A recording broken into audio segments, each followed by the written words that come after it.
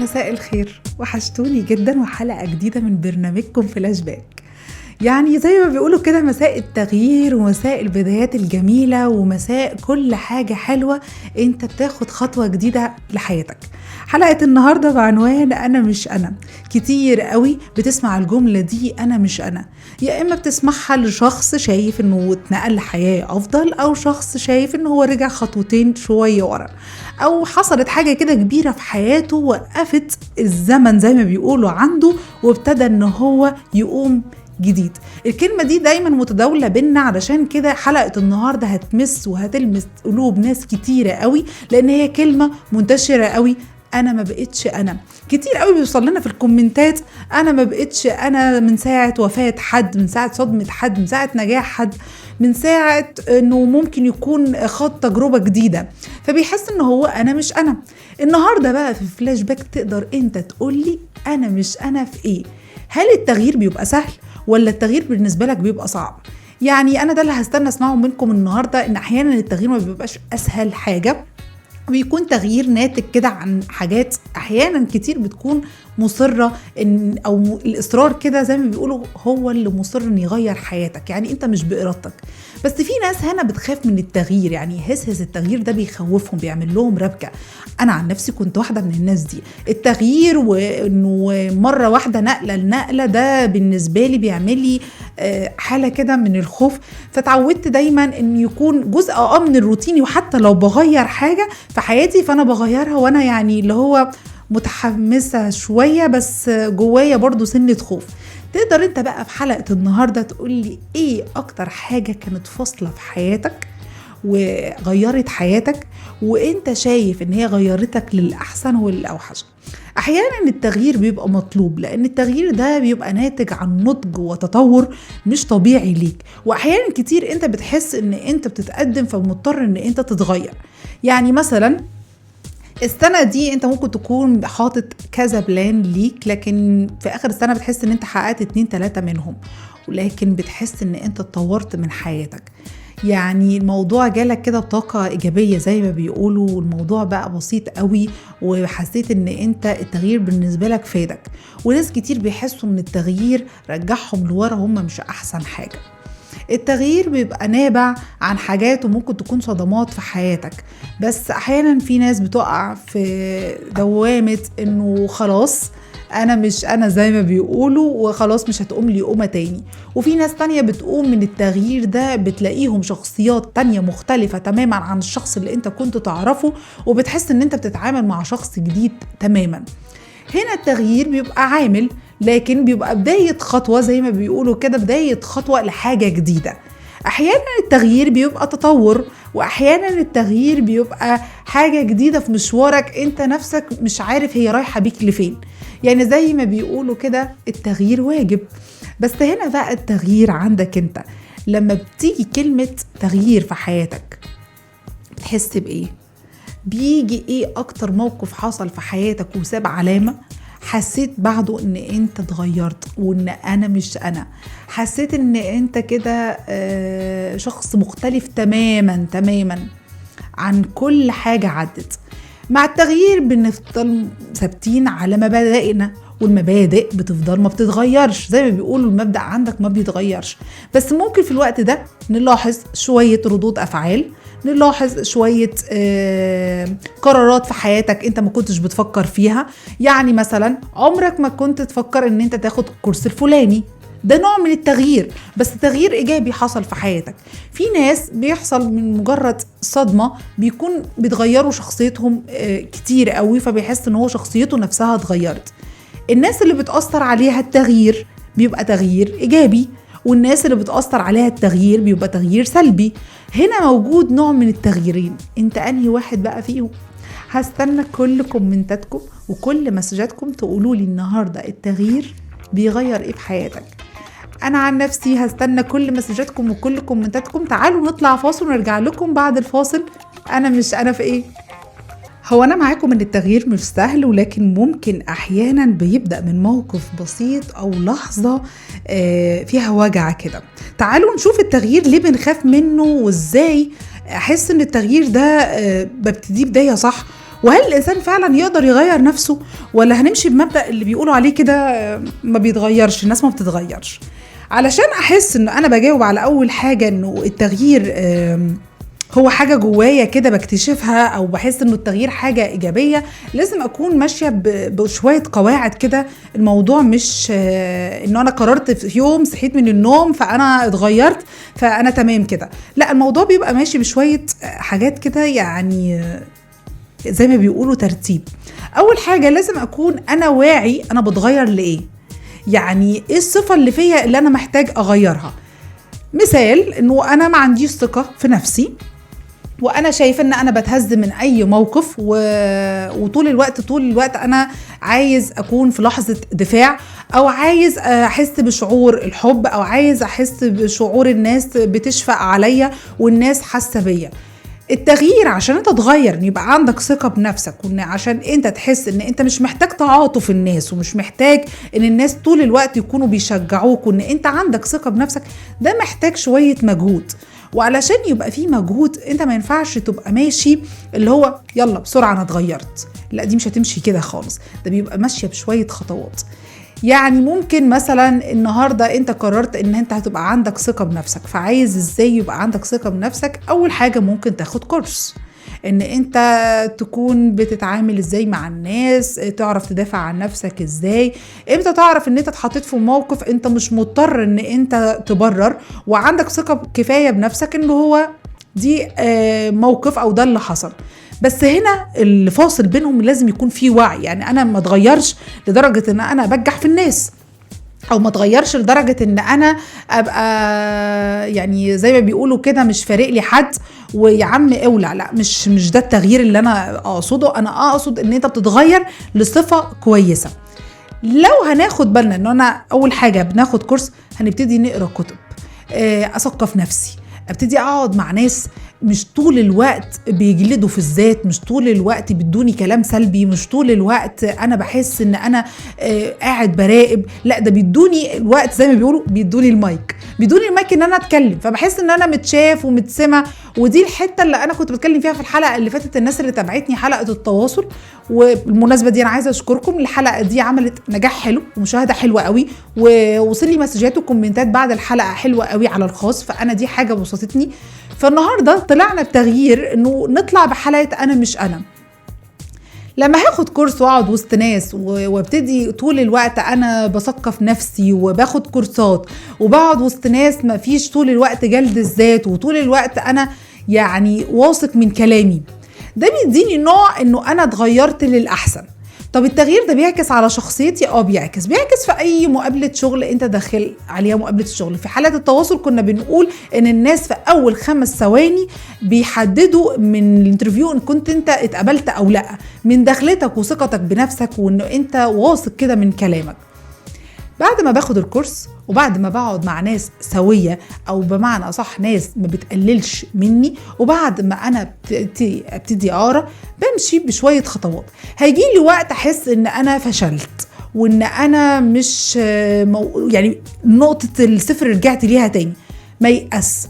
ده زي ما بيقولوا كده دكاترة الدايت، انت ضيعت يوم بس لا هنكمل، مش معنى ان انت ضيعت يوم فخلاص، هتكمل تاني وعادي مفيش اي مشكلة. لو حسيت ان انت تهزيت برضو هتفضل مكمل، لان انت اكيد ماشي صح، لان دي خطوة بناءة، دي خطوة ايجابية. لو انا حسيت انه حد بينتقد مني وبيقول له ايه يا عم ما انت اتغيرت علينا، ده ما يهزنيش، او ده ما يحسسنيش ان انا في تغييري انا قصرت عليه. طول ما انا في تغييري ما ضررتش حد، وطول ما انا في تغييري يعني التغيير ده نابع لجوايا انا، يعني انا حاسس ان انا بقيت احسن، ما عنديش طول الوقت جلد لنفسي وجلد لذاتي وجلد لكل حاجة انا بعملها. لان في ناس بتقفل على نفسها قوي، ودي نقطة من ضمن النقط اللي هو أنا عايزة أتغير، بس أتغير إزاي؟ هقولها لكم. ما أحسش إن أنا قافل على نفسي. بيقولك من ضمن حاجات التغيير إن أنت لازم في الوقت ده يكون ليك مكان مخصص تقعد فيه مع نفسك، زي ما بيقولوا تشرب حاجة سخنة كده وتقعد مع نفسك تكتب إنجازاتك. يعني انا بيعجبني قوي الناس اللي اخر كل سنه كده عندهم نوت بيكتبوا الانجازات، ايه اللي حققوها وايه اللي ما حققوهاش وايه اللي محتاجين يغيروا. يعني مثلا قدموا على انترفيوهات واترفضوا، طب احنا اترفضنا ليه؟ طب ايه الحاجات اللي احنا محتاجين ناخدها عشان نتقبل في المكان الفلاني؟ ده تغيير ايجابي قوي، وتغيير بيحصل انه انت بتاخد خطوات جديدة في حياتك. احيانا التغيير بيحصل بسبب صدمة، والناس هنا حياتها بتقف، وده اللي كنت بقوله لكم في الفصل الاولاني. بس انت قوي، وان الصدمة دي بتقويك وبتخليك انت واعي قوي وناضج قوي، انت متغير رايح فين. احيانا الصدمة دي يعني بيقولك في ناس كده انه بعد الصدمة الناس بتتغير، وبيتغيروا للأقوى، وبيتغيروا لخطوات كتير قدام قوي. هنا التغيير ده بيبقى حلو قوي، يعني لولا الصدمة اللي حصلت في حياته هو ما كانش متوقع ان هو ممكن يتغير بالطريقة دي. التغيير حلو، بس مطلوب في نفس الوقت بعدل، ومطلوب في نفس الوقت بتوازن، انه مش مع اي حاجة في التغيير انا اي موجة. لازم التغيير توازن نفسك. يعني انا ما ينفعش ان انا اكون بتابع ناس من على السوشيال ميديا، ودي ميزة السوشيال ميديا وعيبها، يعني ما ينفعش انا اكون يعني بتابع ناس ويعني في نقد بينهم كتير. لا، انا بتابع حد يكون متخصص قوي في اللي بيقوله، فانا باخد كلامه ثقة. ما ينفعش اي حد مسك التليفون او مسك مايك وانا همشي وراه. فبتابع ناس بتحفز فعلا على التغيير، وبيكونوا ثقة، وباخد الكلام، وعلى قد ما بقدر بدي تدريبات لنفسي بمشي كده. لكن ما ينفعش ان انا ابقى مشتت، ان انا بسمع النهارده حد والتاني بسمعه وده كلام وده كلام. لا، انا عايزه حد يعني واحد بس. من ضمن حاجات التغيير ان انت ممكن تفرح نفسك بحاجات بسيطة.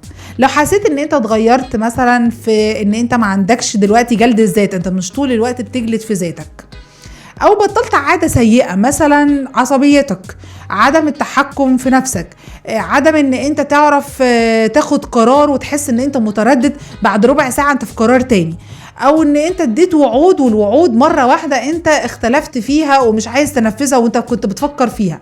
الحاجات دي كلها محتاجة منك تغيير، محتاجة ان انت تدرس المواقف والوعود اللي انت قبل ما تقولها، محتاج ان انت ما يبقاش الموضوع بالنسبة لك لحظة يعني زي ما بيقولوا لحظة فرح. عشان كده دايما يقولك ما تاخدش القرار او ما تاخدش ردود افعال من ناس هي في عز فرحها قوي او في عز حزنها قوي، لان في الوقت ده الانسان ما بيبقاش حاسس بنفسه قوي. هي مشاعر الفرحة سايدة قوي ومشاعر الحزن سايدة قوي، فبيبقى في الوقت ده انا مش انا دي اللي هي انا مش شخصيتي كده، انا مش في الموقف ده، انا مش في طبيعتي، انا مش في احسن حالاتي. فلازم اللي قدامك يكون متقبلك ان انت مش في كل يوم انت كويس، انت مش في كل يوم حلو، انت مش في كل يوم في احسن حالاتك، انت في يوم هي لحظة وقعتك دي. فبتحتاج ان انت تبقى وسط دايرة ناس تسند، ودايرة ناس يكونوا داعمين، دايرة ناس مفيش جلد للذات. لما بتحس ان انت ماشي في كل الخطوات دي، بالتالي مش هيبقى عندك قرارات مصيرية بتديها لله بسرعة كده وفي نفس الوقت بترجع تاني يوم تغيرها. لو انت محتاج تغير ده لازم تكون دارس القرار كويس قوي، لازم تكون حاسب كل كلمة كويس قوي، وخصوصا ده في الجيل بتاعنا دلوقتي. انا ما ينفعش ابقى ماشي النهاردة بقرار وبكرة بقرار. يمكن ده يعني بستثنيه شوية للناس اللي هي لسه متخرجة، اللي هي بتتخبط في الدنيا، النهاردة نشتغل الشغلانة دي، لا بكرة ما حبيناش الشغلانة دي عايزين نشتغل شغلانة تانية. طبيعي، ده تجربة للحياة. لكن انت وصلت لمرحلة ان انت بقيت في مستقر، بقيت عارف طموحك، بقيت عارف تحب ايه وما تحبش ايه. ما ينفعش تدي قرارات ما فيهاش دراسة وادي قرار كده وخلاص. القرارات دي بتخلي اللي قدامك ما يثقش فيك، وبتخلي اللي قدامك مش عارف يصدقك اصلا، وخلاص ما هو قالها قبل كده. فبتدي نوع من عدم التقدير وعدم الثقة في اللي قدامك، حتى لما تيجي تهوش زي ما بيقولوا، ما خلاص هو الموضوع حفظه يعني. فده حاجة من ضمن القرارات أو من ضمن التغييرات اللي أنت لازم في الوقت ده سلبية شوية لازم هتغيرها. محتاج تقعد مع نفسك تعرف إيه نقط ضعفك، يعني أنت الوحيد اللي هتعرف ده. محتاج تتكلم مع أقرب حد ليك، وده من ضمن الحاجات اللي هي ممكن تكون بتغير فيك تغيير إيجابي.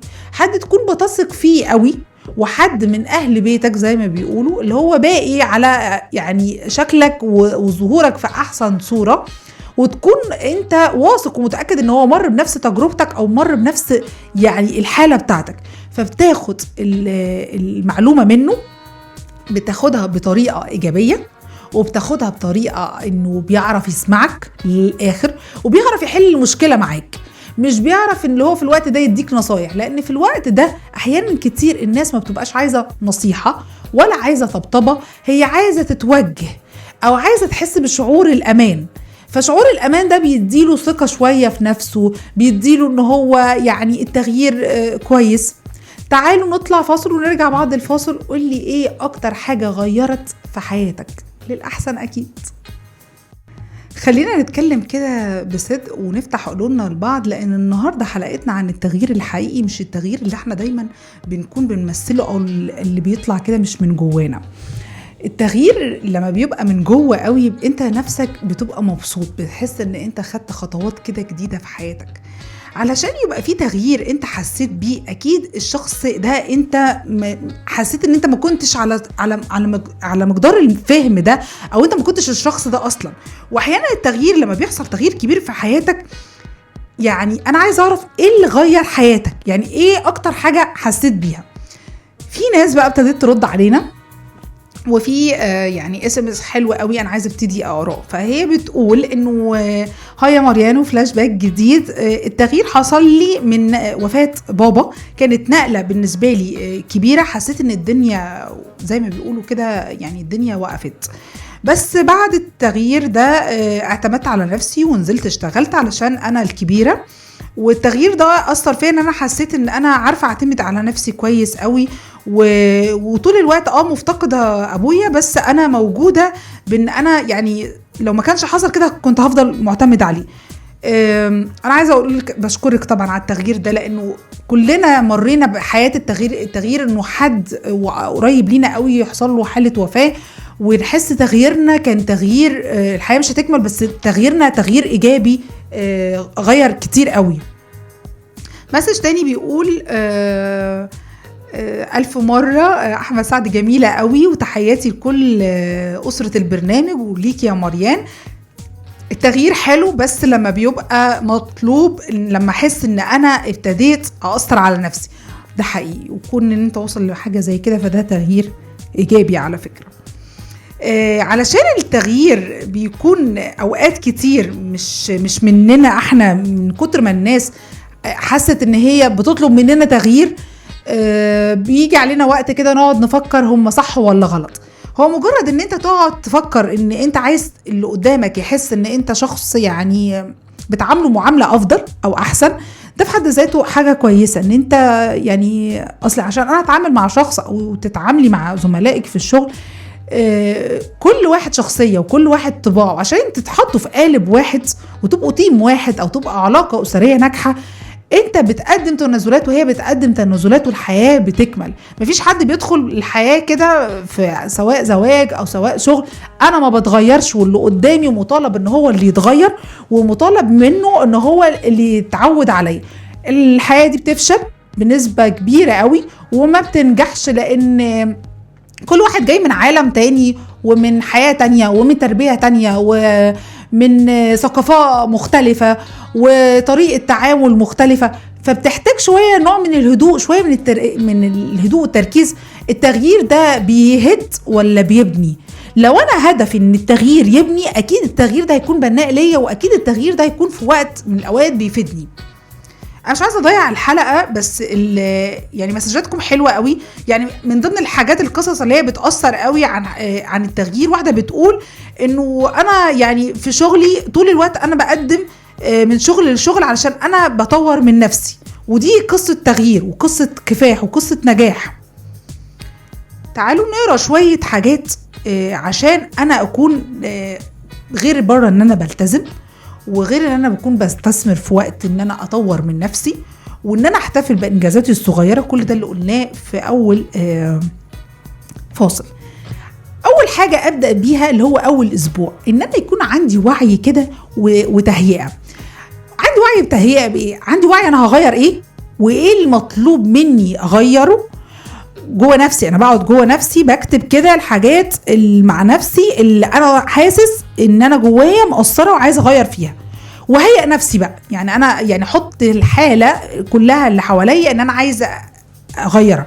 عندي عاده وحشه عايزه اغيرها، مثلا انا بسهر كتير قوي، ما بصحاش بدري، ما بنجزش يومي، اغير. عايز انزل الجيم وكل سنة بدفع الاشتراك، ما بروحش الجيم، تغيير. عايز ابتدي اتعلم لغة جديدة، تغيير. فخلال بيئة بقى مساعدة ان انا ما بقاش وسط ناس يا عم كبر دماغك، يا عم انت يعني هم اللي خدوا شهادات ولا هم خدوا كورسات عملوا ايه. تاني حاجة اكتب المهام اللي ورايا كل يوم، انا انجزت ايه.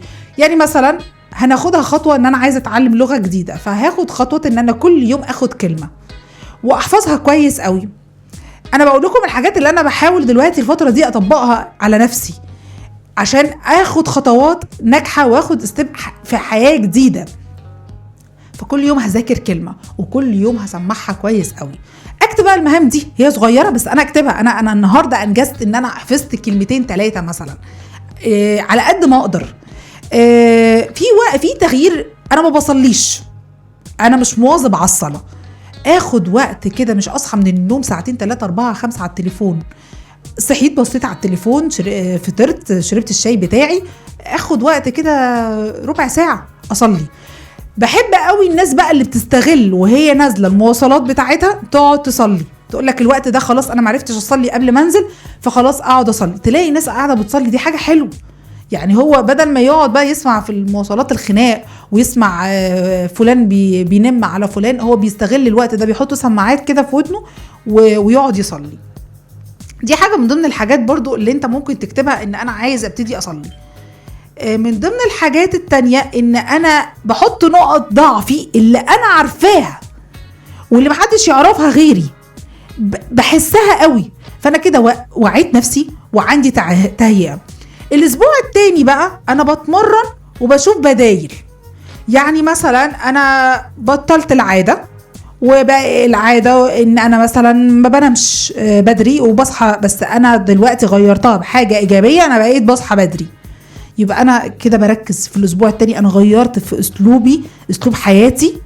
الطريقة دي ممكن اغير في اسلوب حياتي. طريقة الاكل، في اكل مثلا ناس ممنوع من اكل معين بس بياكلوها، باكل الاكل ده وخلاص، شراها في الاكل. هغير ان انا هبتدي اقلل السعرات الحرارية بتاعتي وهبتدي امشي باكل زي ما بيقولوا هيلثي. اعزز الثقة من نفسي، امارس الحاجات اللي هي بتعززني الثقة. انا مش عارفة انزل في الوزن، انا بنزل جيم وبقول ان انا هنزل وبدي كلام لنفسي ايجابي. يا ريت على فكرة انا كنت بسمع ناس وكنت اضحك عليهم، اقف كل يوم قدام المراية وقول لنفسك كلام ايجابي. كنت بحس ان ده خيال، بس لا، الحقيقة مش خيال. انت اقف لنفسك كل يوم في المراية اول ما تصحى الصبح، انا مبسوط، انا كويس، انا عندي طاقة ايجابية، انا هنجز مهامي النهاردة. تعرف ان ده بيعمل لك تحفيز، يعني ده بيدي لك حاجة كده اللي هو يعني انت بتستثمر وقت وبتحفز نفسك بنفسك، ما بتستناش الدعم. خلي ان انت يكون عندك تدريبات زيادة انتباه، ويكون انت منتبه وعارف كويس قوي الحتة اللي انا لسه قايلها من شوية، ان انت بتراقب نفسك، عشان انت الوحيد اللي هتكون بتراقب نفسك. في تمرين بقى بيقولك مثلا لو انت تعصبت، عد من 1 ل5، خد نفس قبل ما تقول الكلمة او قبل ما تتعصب. التمرين ده جاء حلو قوي، ابتديت انا اجربه على نفسي. ابتدى يهديني، وابتدى اللي هو نوع من كده انه انا بهدى، بوزن الكلمة قبل ما اقولها. يعني الكلمة دي رايحة مش راجعة، والكلمة دي بيبقى كبيرة قوي على الشخص اللي قدامك بيستقبلها ازاي وما بتتنسيش. تالت حاجة ان انا امارس حاجات اجتماعية وايجابية، ان انا ممكن اشارك الناس اللي فعلا بيحبوني الحاجات الايجابية اللي انا انجزتها، او اخلي حد يراقبني، اقول له انا الاسبوع ده عندي المهام كذا وكذا، فتابع معايا انا هنفذها ولا. يعني بيعجبني قوي ان بيبقى في مدرب مثلا في الجيم هو بيتابعك يوميا انت ماشي ازاي في الاكل. على فكرة ده مش كلامه خلاص، ده فعلا لو انت نفذته في حياتك الشخصية هتلاقي نفسك انت كل يوم بتمر بحاجة احسن.